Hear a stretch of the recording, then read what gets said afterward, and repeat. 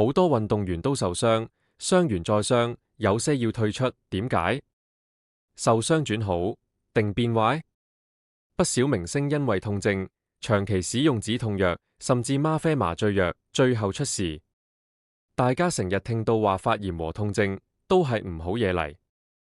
有冇人聽過佢哋點樣發生？長期痛症同食止痛藥有咩後果？唔為意，恨錯難返。當你左受傷，例如整親肌肉嗰陣，身體會發出呢啲化學物質叫前列腺素 （prostaglandin）， 好似維修信號。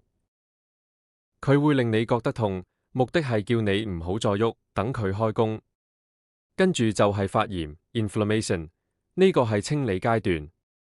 個位會紅、腫、熱，係因為血液帶埋啲清潔工、白血球嚟清走壞咗嘅組織。冇呢個發炎過程，新嘅材料就冇位擺。清理之後，身體會利用你食入去嘅營養，特別係蛋白質，合成代謝 （anabolism）， 即正式維修。喺前列腺素嘅帶領下，將啲部件拼返埋一齊，整返好啲肌肉或者傷口。注意，如果你成日食止痛藥，阻止咗前列腺素嘅分泌，就好似撕爛咗張維修單咁，好容易做錯嘢，不單唔能夠按正常完成，而是越做越錯，變了質。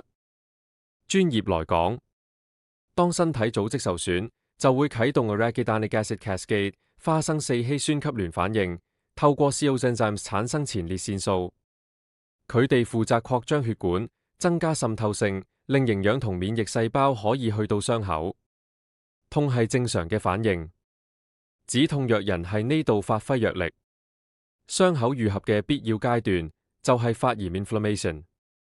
我哋觀察到嘅紅腫熱痛，其實係為之後嘅 proliferation 生長打底。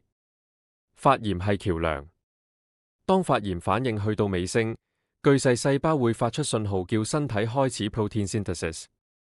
所以要確保病人有足夠嘅營養，令合成代謝 anabolism 可以順利完成修復。慢性發炎，例如潰瘍性結腸炎或長期肝炎，會令細胞長期暴露喺 cytokines 細胞因子同 free radicals 自由基入面，細胞會不斷分裂嚟嘗試修復。分裂次數越多，出錯嘅機會就越高，讓癌症有機會發展。類固醇和非類固醇消炎藥在控制痛症有重要角色，不時有爭議性的討論，大海不同情況的研究，有利有弊，不宜妄下定論。多謝大家，大家保重。